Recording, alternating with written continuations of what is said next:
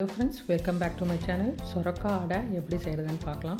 இது ரொம்ப டேஸ்ட்டாக இருக்குங்க, ஈஸியாகவும் செஞ்சிடலாம், ரொம்ப ஹெல்த்தியானதும் கூட. பார்க்கவும் ரொம்ப கலர்ஃபுல்லாகவும் இருக்குது, டேஸ்ட்டும் ரொம்ப நல்லா இருக்குதுங்க. வாங்க இதை எப்படி செய்கிறதுன்னு பார்க்கலாம். இதுக்கு நான் ஒரு சொரக்காய், பெரிய சொரக்காயை எடுத்துக்கிட்டேன். அது நல்லா தோலை சீவிக்கோங்க.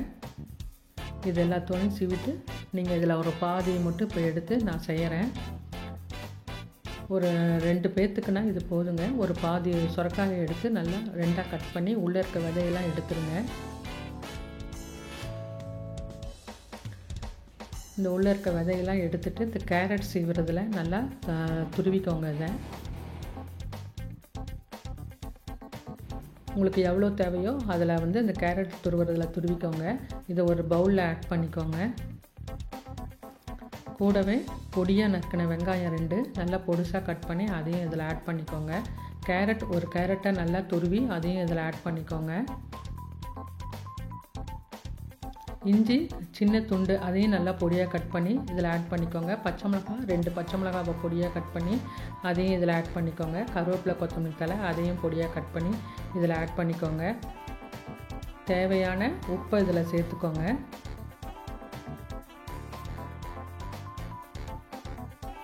நான் இதுக்கு ஒரு கப்பு அரிசி மாவு எடுத்துக்கிட்டேன். ஒரு 200 ml அதையும் இதில் போட்டு நல்லா அழுத்தி பிசைஞ்சு விடுங்க. இது எல்லாத்தையும் நல்லா மிக்ஸ் ஆகிற அளவுக்கு கொஞ்சமாக தண்ணி தொளித்து நல்லா அழுத்தி பிசைங்க. இதில் இன்னும் கொஞ்சோண்டு மிளகு தேவையில்லை, ஜீரகம் கொஞ்சம், மிளகு தூள் மட்டும் கொஞ்சம் ஆட் பண்ணிக்கோங்க. கொஞ்சமாக தண்ணியும் இதில் ஆட் பண்ணி இது எல்லாத்தையும் நல்லா அடமாவு பதத்துக்கு மிக்ஸ் பண்ணி வச்சுருங்க. மஞ்சத்தூள் கொஞ்சம் சேர்த்துக்கோங்க. இதையெல்லாம் சேர்த்து வச்சு நல்லா ஒரு பேனில் கொஞ்சமாக எண்ணெயை ஊற்றி அதில் கடுகு ஒரு 1/2 டீஸ்பூனு, ஜீரகம் ஒரு 1/2 டீஸ்பூனு, எள்ளு அது ஒரு 1 டீஸ்பூனு, இது எல்லாத்தையும் போட்டு நல்லா ஸ்ப்ரெட் பண்ணி விடுங்க. அந்த எண்ணெயிலேயே இந்த அடமாவை இதில் ஆட் பண்ணிக்கோங்க.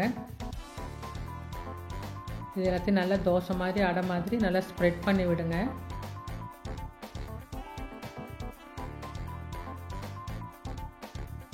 இதை மூடி வச்சு கொஞ்சம் நேரம் வேகட்டும்.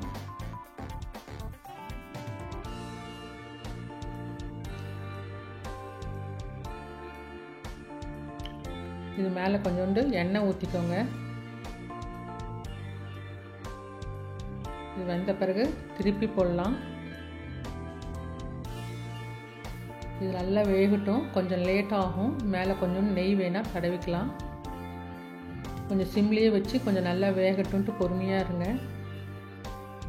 நல்லா வெந்த பிறகு நீங்கள் இதை 4ஆக கட் பண்ணி டிவைட் பண்ணி நல்லா சூடாக இருக்கும் போது தக்காளி சட்னி தொட்டு சாப்பிடும் போது ரொம்ப டேஸ்ட்டாக இருக்கும்.